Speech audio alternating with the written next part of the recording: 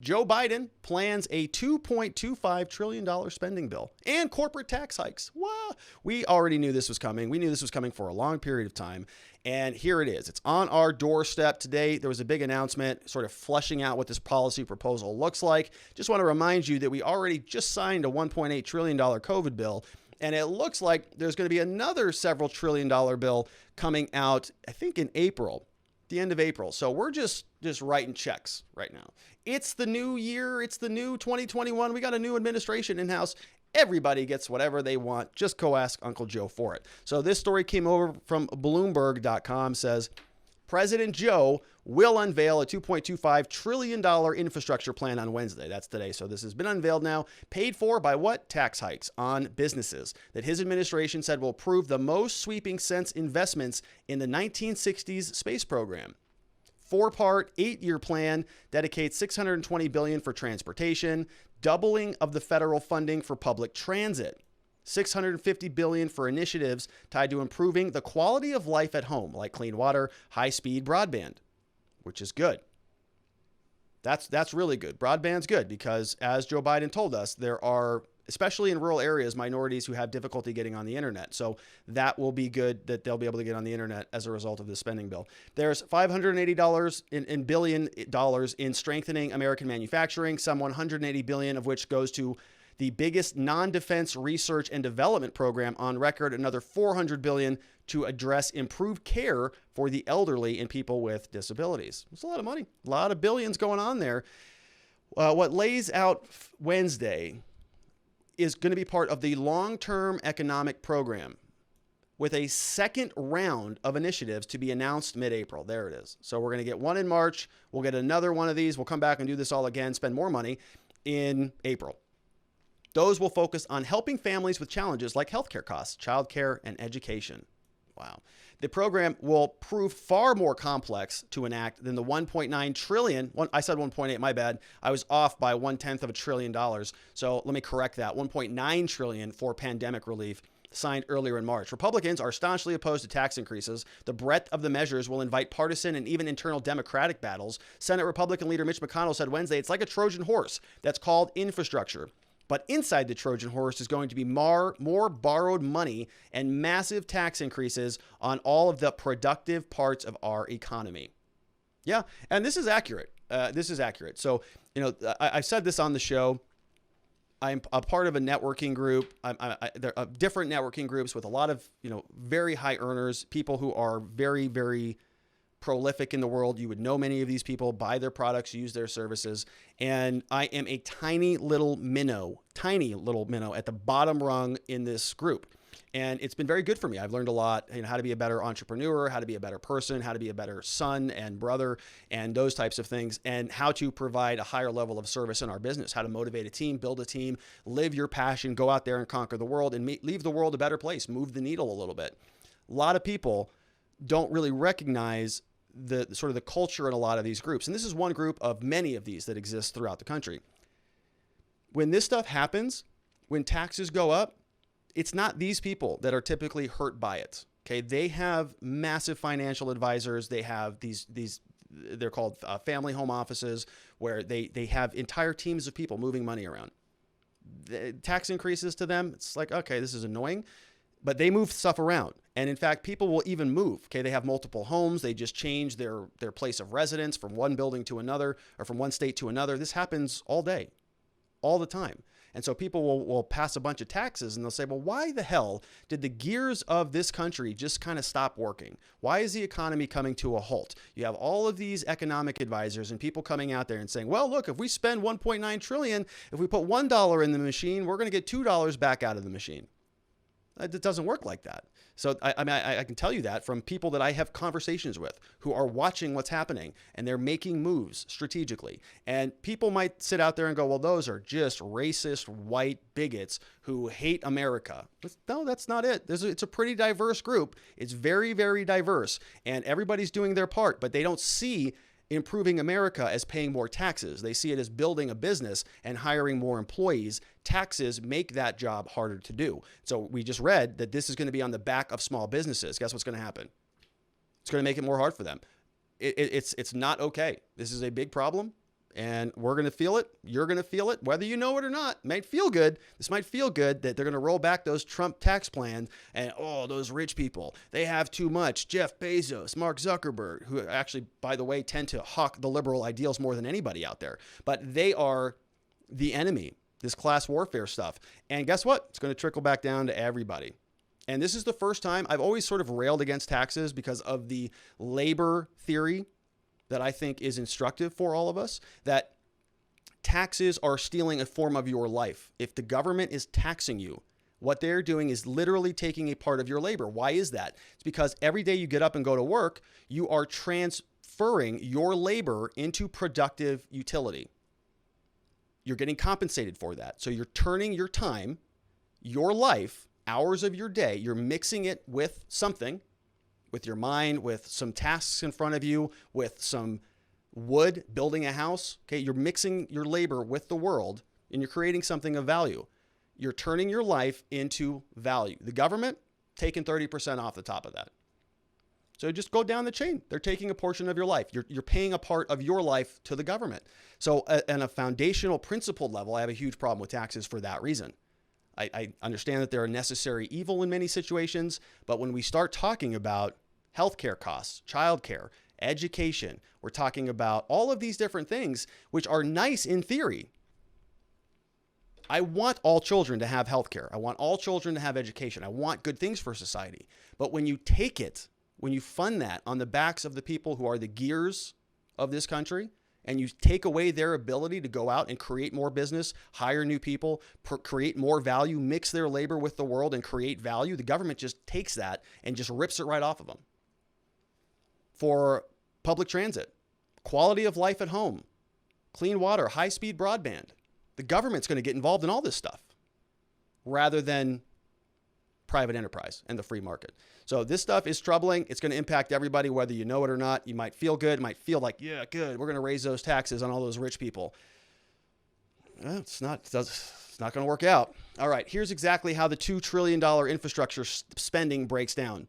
He's going to officially announce a $2 trillion jobs plan, major investments, transportation, housing, climate change policies. So that's good. He plans to offset the spending with a plan on corporate tax. $2 trillion focused on job creation, traditional infrastructure, spending, investment, and many other things that stand to redefine infrastructure as a political issue, such as funding care for workers, as well as incentives for childcare to be provided at American workplaces. He wants to couple it with a tax increase for corporations meant to offset the bill's spending over 15 years. Let's just take a look at what's on the list. We got road safety, public transit, Amtrak. Amtrak Joe is back with $80 billion. $174 billion for electric vehicles. Okay. The government is going to be buying a bunch. All right. $25 billion for airports, ports, neighborhoods. We have $20 billion for neighborhoods historically excluded from transportation investments. Okay. New projects, $25 billion. No idea what those are. We have infrastructure resilience with special emphasis on vulnerable areas, $50 billion. It's like a grocery list. They just go down and, all right, well, we need $45 billion worth of lemons. We need $56 billion worth of modernizing water systems. We need $10 more billion for fixing substances in drinking water. Okay, got it. Housing and education. They want to retrofit 2 million houses. That's going to cost $213 billion. $100 billion for broadband for the rural areas, for the people who have difficulty getting on the internet out there. It's minorities, as Joe Biden said. $100 billion for power infrastructure, which is, it's all good, right? Veteran affairs, hospitals, good. $400 billion for home and community care for the elderly. Expand access, improve wages. Research and development. So the National Science Foundation, we've got R&D for innovation and job creation, research and development. We have $40 billion is going to historically black colleges and universities, as well as minority serving institutions. So there you go. $10 billion for those, $15 billion for those centers. Another $35 billion in climate research and development. So got to do some more research. We don't have enough studies on any of this. So we need $35 billion more for it. Okay. All right. Manufacturing and labor, $300 billion for manufacturing and small business. So they're going to take the money out of business and then give it back to businesses. Okay. So $50 billion for a new office, for a new office focused on domestic industry. for a new office focus. So they're going to create a new government entity. That's nice. $50 billion for research and manufacturing for semiconductors. Okay, so I guess they're going to funnel that out to what, IBM, or what's the company? Intel and AMD. NVIDIA. We got $30 billion for new jobs and to fend off losses during future pandemics. So we're paying for future pandemics. $46 billion for federal buying, various clean technologies. $20 billion regional innovation hubs. $14 billion increasing competitiveness through technological advances. How is the government going to do that? Increasing competitiveness through technological advances. Do you think Facebook and Google and Amazon need any more help from the government on increasing competitiveness? Does this mean that they're going to break them up? Because they're pretty anti-competitive right now. Can't imagine that's what they're talking about. We got $52 billion to domestic manufacturers. The list just goes on. Nobody even knows what it means. They don't even know what it means. They're just coming up with a bunch of new money to just rifle out to whomever they want. The whole thing is just, it happens every year. This is what these politicians do. They don't know what else to do. They can't do anything else, really. What do they solve other than just racking up a bunch of bills? Here is Larry Kudlow over on Fox Business. Welcome to Kudlow. I'm with Larry some reaction. Kudlow. Pleasure to be here. Stocks today closed lower, I guess, across the board. Wall Street may be waiting for President Joe Biden's big announcement on infrastructure. President Biden expected to unveil his plans, this alleged infrastructure plan, I should say, which, frankly, is going to... Yeah, so he goes on and says that this is going to turn into universal basic income, which I think is accurate. I mean, it's kind of like that. We're already seeing, I covered this yesterday, I think 21 senators now are saying that they want recurring stimulus payments because this is not supposed to be over. This pandemic is supposed to go on for a long period of time. Posted a clip over on Twitter from the CDC director saying that she fears a doomsday is coming. We're also seeing other countries around the world sort of locking back down again. And they want to keep this stuff going. They want to just milk you for as much taxes as they can under the premise that they can't reopen and they have to dole this stuff back out to the American people. Now, they're saying this could take a long time. Tax and experts and lawmakers expect the administration to try to raise taxes on the wealthy and their assets in the second package coming later this spring. With legislative prospects uncertain and given the time it takes for an infrastructure package to get implemented, economists largely held back from projections on the potential growth impact of Biden's plan. Yeah, because it's not going to grow anything. These are projects that play out over a long period of time, said Michael Pugliese, an economist at Wells Fargo. It's years and potentially as long as decades to get some of this stuff done, built, completed, and the economic impact there is going to be a lot different than when you take a very large amount of money and hand it to individuals through direct checks and employment benefits.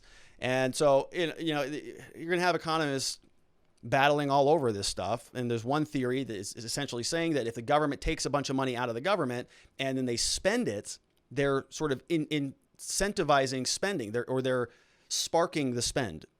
They're out there driving the economy by pumping a bunch of money into it. So you have sort of the Austrian school of economics versus the Keynesian school of economics, if you want to learn more about that. But that's kind of where the liberal argument is typically that. Well, the government, if they're going to spend a bunch of stuff and do a bunch of things, that's going to be better for the country because they're going to put $1 in the government machine and that's going to spit out $2 in the economic machine for the country. I'm not so sure that happens. In my opinion, I think that I can do a better job multiplying that $1 than the government can. I can take it and invest it. I can mix it with my labor and turn it into something valuable. The government doesn't. What are we taught? Well, where does all this money even go? So that's my thought on that. Mitch McConnell's here, says there would be a bipartisan support for a serious targeted infrastructure plan. Unfortunately, less than 6% of this massive White House proposal would go to roads and bridges. It's not about that. Nobody cares about that. It would spend more on electric cars than on roads, bridges, ports, and airports, and waterways combined. Yeah, because it's about that. It's not about any of this stuff. All right, what does this say? U.S. Senate Republican leader issued the following statement regarding the administration's so-called infrastructure proposal. Our nation could use a serious targeted infrastructure plan. There would be bipartisan support. Unfortunately, this is a major missed opportunity. Less than 6%, we got that. The proposal appears to use, quote, infrastructure as a Trojan horse for the largest set of tax hikes in a generation. These sweeping tax hikes would kill jobs and hold down wages at the worst possible time Americans try to dig themselves out from the pandemic. But don't worry, coastal elites, House Democrats, and demanding a special SALT carve-out that would cut taxes for wealthy people in blue states. What? I'm going to have to look into that. A SALT carve-out?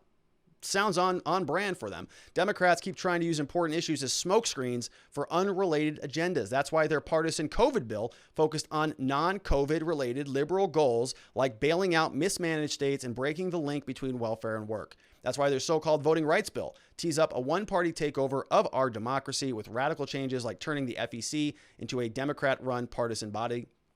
We passed, blah, blah, blah, fewer than 90 votes.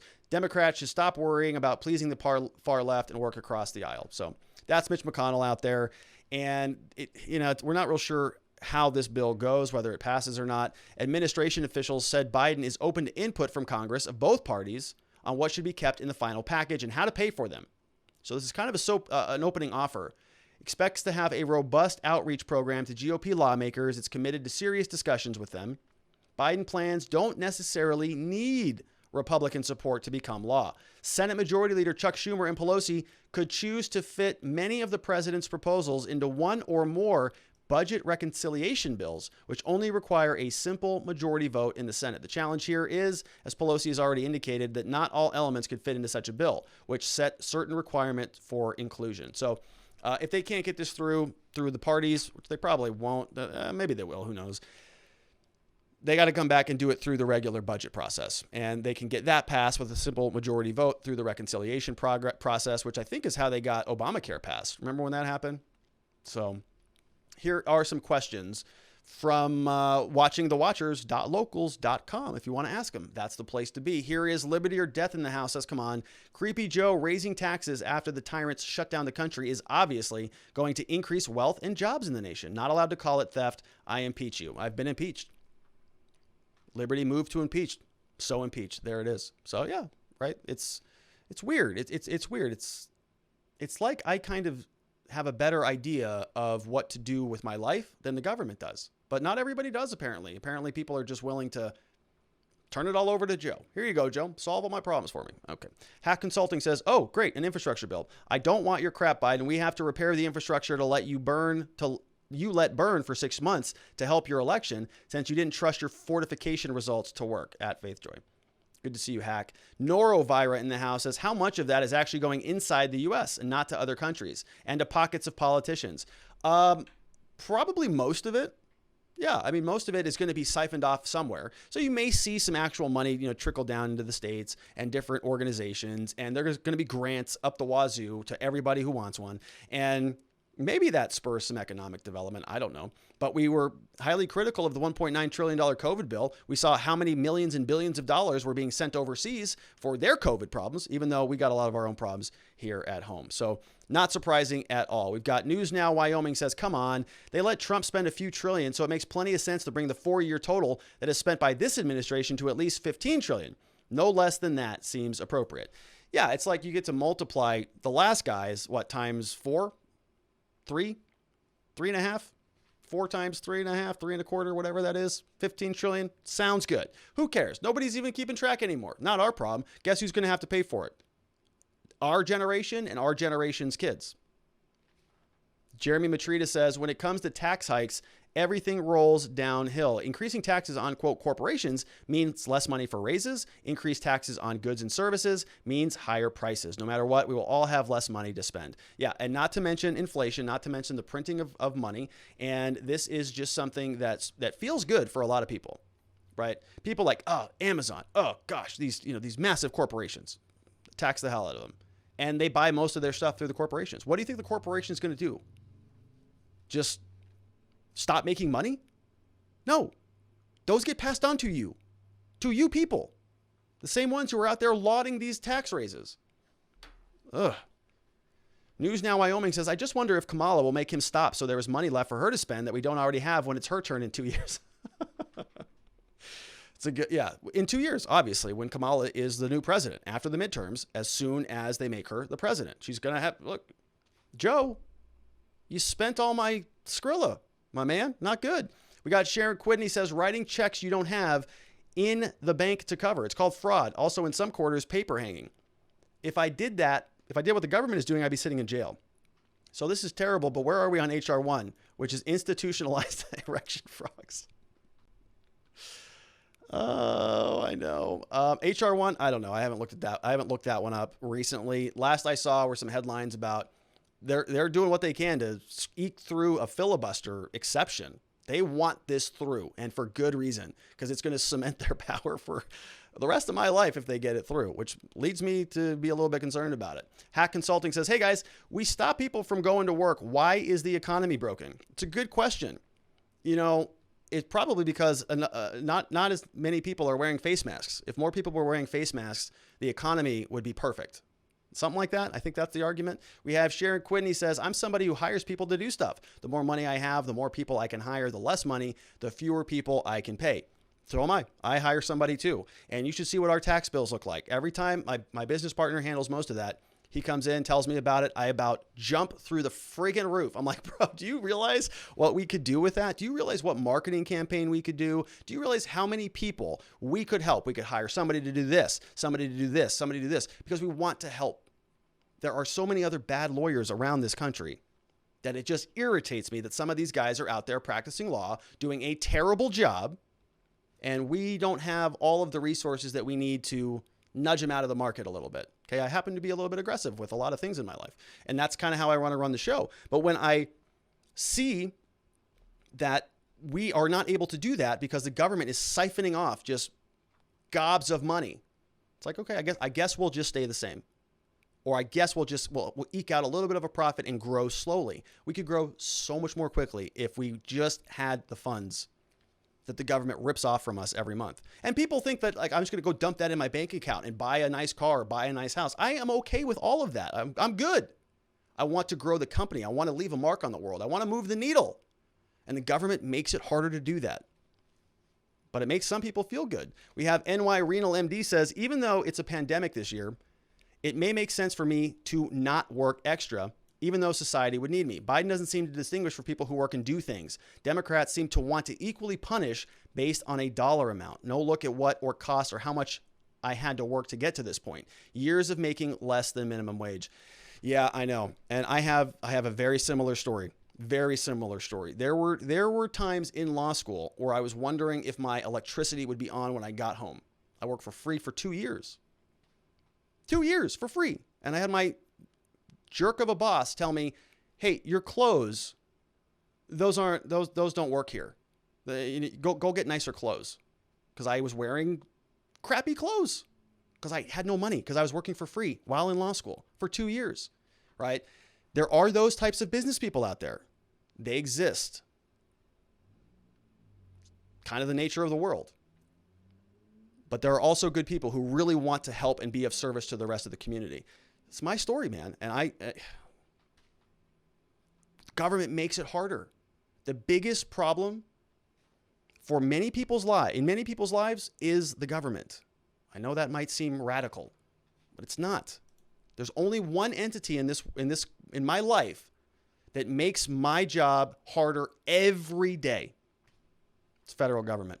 We got Liberty or Death says, I think it's funny that the ones pushing for the tax hikes and raising the minimum wage are the ultra wealthy in Silicon Valley. So we can tax people out of a job, give you a check for unemployment and UBI, and the tech companies can make the robots to automate minimum wage jobs. All this crap they're trying to do should be done either under the 10th Amendment or by the private sector. Agreed.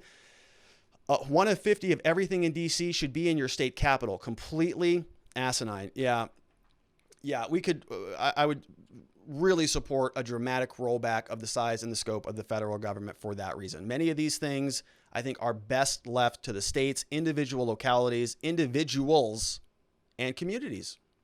Government wants to sort of encompass everything, all of the different responsibilities in your life, and they're terrible at it. They do a horrible job at it. We have Want to Know says, Rob, shouldn't the states be doing all of this? Maybe private industries? Yes and yes. So both, yes to both of those.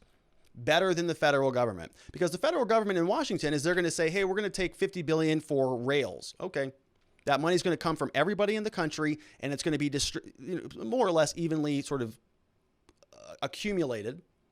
Then they're going to divvy it out where they see fit. It's a centralized, planned economy. Those don't work well. Look around the country, look around the world, look around the history of the world.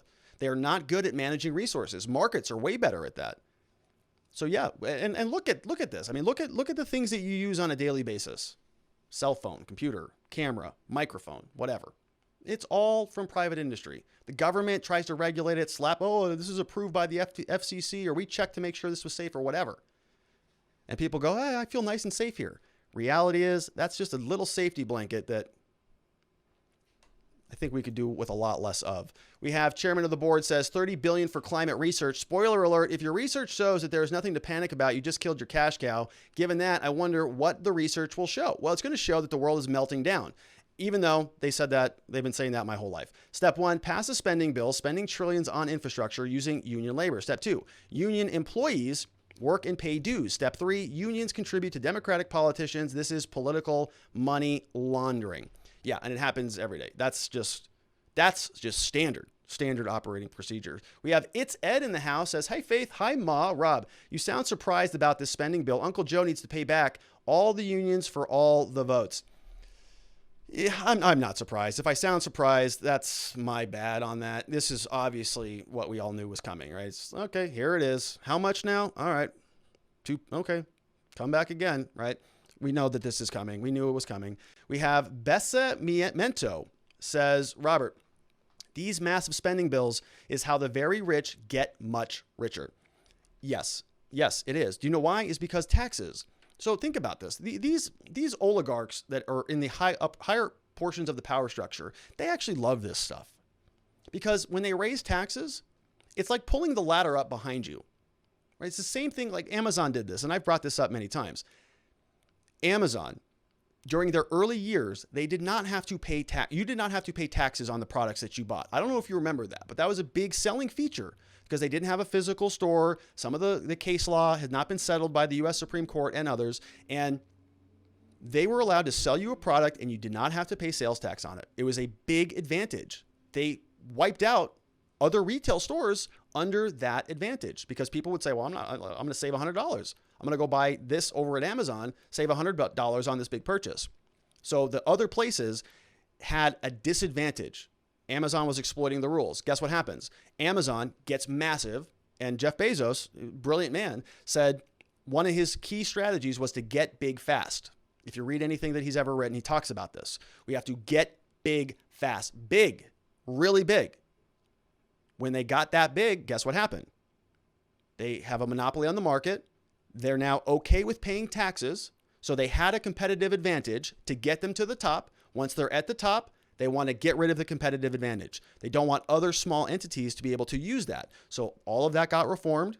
They pulled the ladder up from under them. Same with all of these companies, Google and Facebook and whatnot. So when you have some of this happening, right, the people who are already ensconced in the higher echelon of society, they're all protected largely because everyone else is going to be at a disadvantage because the money is being taken out from your paycheck. You don't have the same earning capacity or the saving capacity that they did at a lower tax rate. Same for everybody. So there's a key use of tax code to preserve those and to separate the haves from the have-nots. So when they're out there talking about this in terms of, well, this is going to be equal. We're going to equalize the classes. I just told you. I was in a networking meeting last week. It's like a coaching group, but the whole point is those people are going to do everything possible, and they have the resources to spend on massive advisors who are going to just orchestrate the whole thing for them. Oh, this changed? Perfect. Move that there, move this here, change this, all that. Okay, most people, myself included, don't have those resources. So while everybody's spiking the ball, slapping themselves on the back on the left, saying, "Oh, these rich people, yeah, raise their taxes." No, it's going to be your taxes. You're going to be the ones who are paying for it. You may not realize it yet. You may think, "Oh, it's only the people over $400,000." No, it's not how that works. It's coming out of somewhere. It's going to get passed down. The rich are going to stay that way, and they have the resources to stay that way. These taxes on the rich are going to apply to probably every single one of us, making $400,000 or not. It's a scam. We have Norovirus says, abandon the federal government, just succeed as states, and then better as counties. Local. Yes, Nora. Local is better. We have Jeremy Matrita says Elon Musk already took care of the internet connections in rural areas with Starlink and found much less cost than the government could do it. Yeah, because the government is inept. They're incompetent. This guy just, look, here's the government. We're going to sink a ton of money into the space program. It sucks. Doesn't do it. I mean, it's great, right? We get to the moon. It's all well and good. It's great. But then it sort of fizzles out. Elon comes in. I'm going to take over the rocket launching thing, government. Nice try. Watch how I do it. Does it better? Does it faster? Does it for a fraction of the cost? Same thing with the internet. Well, the whole globe needs internet. Okay, I'm Elon. I'll go ahead and do that. Here you go. Use the rockets that I built to launch a bunch of satellites up into the sky to cover the globe in like a Dyson sphere of internet connectivity. It's pretty good. You know, Elon is very interesting. I had this thought in my head the other day. I'll share it with you right now. Elon is sort of organizing a decentralized world right now in real time. Do you realize this? What Elon is doing is he's freeing you from a lot of the old world connections that you still kind of have right now, right? You're still, if you're driving a regular car, a gas-powered car, you're still connected to the grid because you got to stop at a gas station. You can't go and refine oil somewhere and pump it into your car. You're reliant on the system. Teslas make it much less so. So you can be sort of decentralized a little bit. You don't rely on one central provider of fuel. You can actually just get power from the sun, be totally off the grid. Oh, you can't get power from the sun? That's okay. Guess what Elon's going to do? He's going to sell you some solar panels that you put on your house and a supercharger, Tesla charger that you can hang on your door in your house. That's going to be a big battery pack that will help you facilitate all of this. Totally off the grid. So what's next? Oh, we don't have to be connected to a oil supply anymore. Well, what else do we need? Well, you got to have, and you're free to, you can transport yourself. So the Tesla, through the electricity power that it has, gives you free mobility, the ability to travel around. You know what a gift that is? To be able to just kind of pull your car over, charge up, and keep going without being supplied or connected to a grid. Super powerful. What else does he have? Well, internet. If you don't have internet, how do you communicate with anybody? You're also tied to your local provider. You're tied to, here in Arizona, it's Cox Communications or Quest or any one of these providers. You're connected to them. They are pseudo-government entities, right? They're sort of this conglomerate, this monopolistic sort of pseudo-private company that is also connected. It's a public utility, so it's this weird category. And you're relying on them for your electricity, for your water, fuel, and all that stuff. But also for your internet. Elon's going to take that leash off of you as well with Starlink. Pay a small fee. Now you can get internet anywhere in the world. Don't have to be connected to anything. And you're seeing these little things just kind of bubble up. He's dumping money in Bitcoin. What's happening with that? I think you can buy a Tesla in Bitcoin now. Pulling off of the centralized financial system. Decentralized blockchain. A lot of these billionaires are thinking this way. He moved to Texas. He's forming his own town, Starlink. Or Starbase, something like that in Texas. More and more of this is happening over these years. So I'm just flagging it for you. Keep an eye on some of this, right? People are talking about secession. They're talking about leaving the country or the country's failing. These billionaire people are thinking in a different category. They're sort of layering on levels of decentralization that are going to make them living within the containers of federal governments and nation states while they're really sort of operating in an alternative environment on the blockchain, off of the grid, communicating with other people who are also tired of the government. Guy I was listening to over the weekend, Balaji, I think is how he says it, Srinivasan. Actually, he's on Tim Ferriss's podcast. I'd listen to that. Fascinating conversation, all about decentralization. And I think that might be an answer to some of this stuff. You may have noticed we kind of stopped talking about the freedom of speech stuff on this channel, right? Well, it's like there are alternatives that are popping up that are technological solutions to a lot of these real world issues. And when Trump got deplatformed and when we had a long conversation about what this means for internet censorship, I was a little bit hopeful there. I mean, I don't know if you remember this, but I was saying specifically, this is the darkness before the light. This is where a lot of conservatives are going to be out in the wilderness trying to wrap their head around how to solve this. The billionaire class is working on it right now. There's a whole group of people who are just kind of tired of living in this world where they are demonized to the point of no return. Because these are the people who really do solve a lot of the world's problems, whether you want to admit that or not. They do. They make the world a better place, and they're being penalized. You're seeing even Amazon News come out now and go after Elizabeth Warren and Bernie Sanders on Twitter. They're just people are getting sick of it, because the people who really are the gears of this country, they're being scolded on a daily basis. Evil and corrupt and greedy, and they don't care about people, and this is not who we are, and they're getting tired of it. And they should, for good reason, because the federal government has become overbearing. All right, No Doubt says, constitutional amendment limiting taxing authority of the federal government. I would absolutely support that, no doubt about that. No doubt about that. We have No Doubt also says, and that is why they want to tax you based on miles driven now, because the electric cars don't pay fuel taxes. Oh, yeah, that makes sense. Yeah, Pete Buttigieg was talking about that.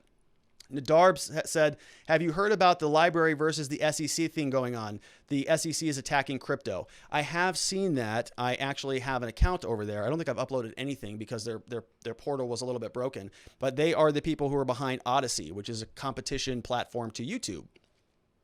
Yeah, they're heating up, right? The power structure is pushing back against these decentralized entities.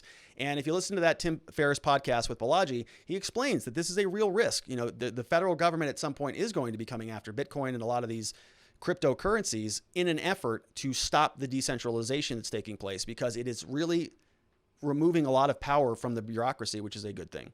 We have Hack Consulting says, free markets also bring us people that want to monopolize power. So yeah, we are already getting the joys of free markets, even when tyranny comes approaching. No one offered proper competition for too long. Grueller 2024, no excuses. Well, I appreciate that ringing endorsement there, Hack Consulting. You know, politics, that's a whole nother ballgame. Does anybody have the stomach for that anymore? Look what they have to go through. It's insane. All right. So that is it for the show, everybody. I want to thank you so much. Great questions. Good conversation there, especially about the taxes.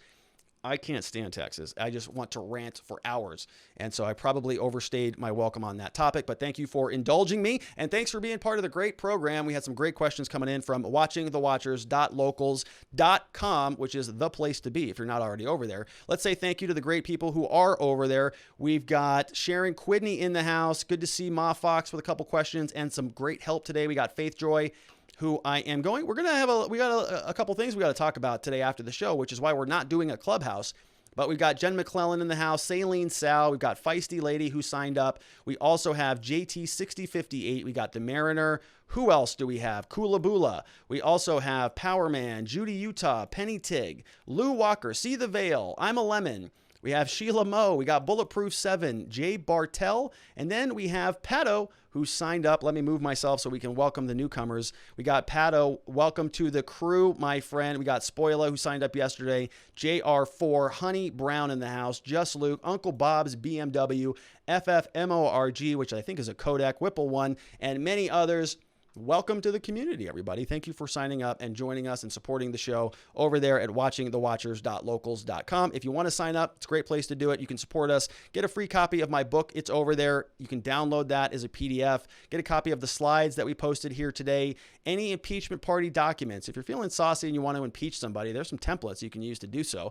Also, this Existence Systems program, I'm working on turning this into a little bit of an online course. So we're in the middle of a process there, building that out. If you want to go get access to this right now, you can get it.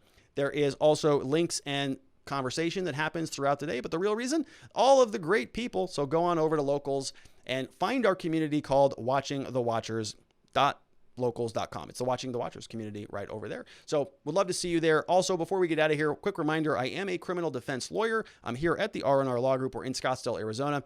We love to help good people who have been charged with crimes. We like to help them find safety, clarity, and hope in their cases and in their lives. We're very good at what we do. We offer free case evaluations. We can help anybody who's been in trouble with the law in the state of Arizona. So it's things like misdemeanor cases, even traffic cases. We have criminal speeding, reckless driving, driving on a suspended license.